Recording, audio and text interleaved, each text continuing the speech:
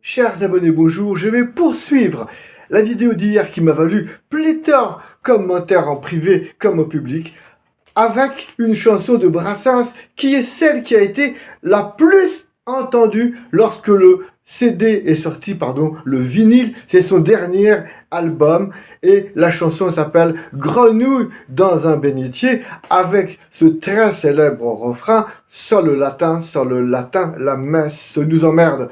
Et donc, c'est ce que me disent mes abonnés, que le latin était la langue de l'Église depuis toujours. Alors, je vais corriger parce que quand même, l'Église est née en Palestine et du temps de Jésus, les langues locales étaient l'hébreu, l'araméen et de plus en plus le grec, le latin était la langue de l'occupant, comme chez nous l'allemand dans les années 40. Et donc, l'Église n'a pas attendu Vatican II pour essayer de rectifier le tir.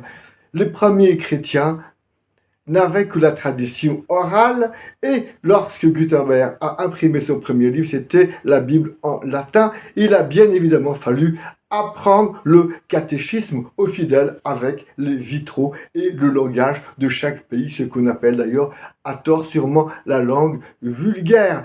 Luther, un des premiers, qui était un moine, a rappelé qu'il était bon que chacun comprenne ce qu'il entendait à l'Église et aux offices religieux. Et donc, l'Église n'a pas attendu Vatican II. Je me souviens que quand j'étais petit et que j'habitais à Paris et ensuite à Antony, le prêtre se tenait déjà face aux fidèles et parlait déjà en français et on chantait déjà en français. Donc, l'argument historique ne tient pas. On me dit également, sans le latin, les gens ne vont plus à la messe car la messe a perdu tout mystère.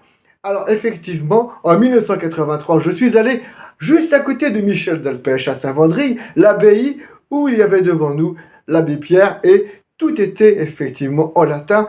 On y trouvait, ce que me disent mes abonnés, une grande sérénité. Oui, le latin chanté est beau et apaisant, mais les moines connaissaient parfaitement le latin, ce qui n'était ni mon cas, ni celui de mon voisin Michel Delpech. Donc, le latin, oui, mais si on le comprend.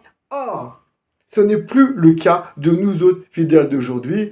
Le prêtre est appelé à se tourner vers les fidèles et à se faire comprendre par sa parole et par les chants que nous entonnons avec la chorale. Voilà donc ce que je voulais vous dire sur le latin. Le mystère n'est pas dans l'incompréhension. D'ailleurs, une de mes amies intégristes n'aimait que les messes en latin parce que c'était une grande mélomane. Et quand je l'ai invitée à mon groupe de prière charismatique, je lui dis « Oh, tu pars quand tu veux, tu ne vas pas supporter ces chants un peu enthousiastes en français. » Elle est restée jusqu'au bout. Elle m'a dit « J'ai été touchée par le chant en langue car c'est comme le latin. On n'y comprend rien et c'est très joli. » Voilà, le mystère n'est pas forcément là où on le croyait. Le vrai mystère de la messe, il est uniquement dans le fait que dans le pain et le vin consacrés se trouve réellement le corps de Jésus, Fils de Dieu. Il n'y a pas de quoi y perdre son latin.